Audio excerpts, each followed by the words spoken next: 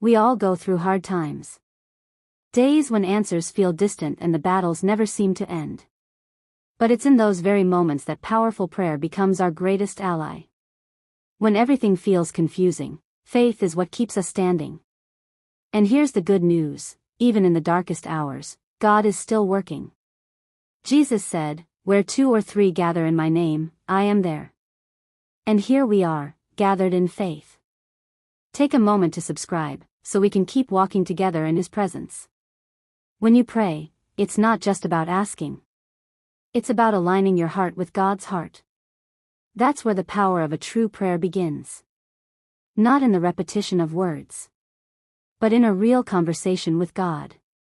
That changes your heart before it changes your situation. Do you want to strengthen your faith through prayer?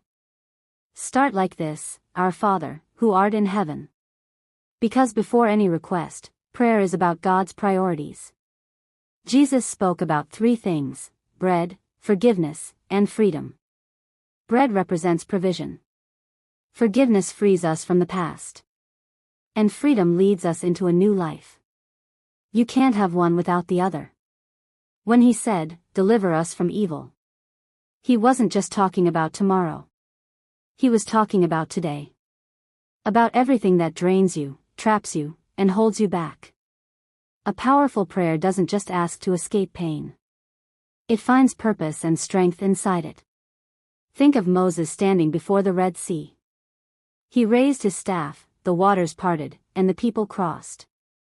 But no one talks about the fear. Walls of water on each side, the sound of the wind, hearts racing. They didn't know if they would make it through, but they kept walking. And they made it. Their enemies were left behind. Then came hunger, and with it, the temptation to go back to Egypt. They were stuck in the middle. Not where they were, and not yet where they were meant to be.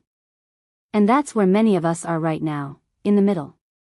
Tempted to go back to what God already freed us from. That's when we must remember. A powerful prayer isn't about going back, it's about moving forward. Then God said to Moses, "I will rain down bread from heaven for you."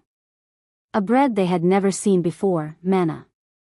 And God said, "There will be enough for today. Not for the month. Not for the year. Just for today." Because He wanted His people to learn to trust one day at a time. Maybe that's what God is teaching you right now. Trust my provision for today, and tomorrow, I'll do it again. What God gives you today is enough for today. And when tomorrow comes, He will sustain you again. It doesn't matter what desert you're crossing. It doesn't matter how heavy your burden feels. God has provision for today. He hasn't abandoned you, He's guiding you. Tell yourself, "I won't go back. I won't give up. I'll keep going." God can take you out of this situation, and He will. But first, He wants to teach you to trust the path.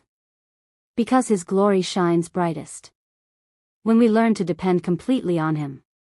The most powerful prayers are born in pain and lead us straight into God's presence and His provision.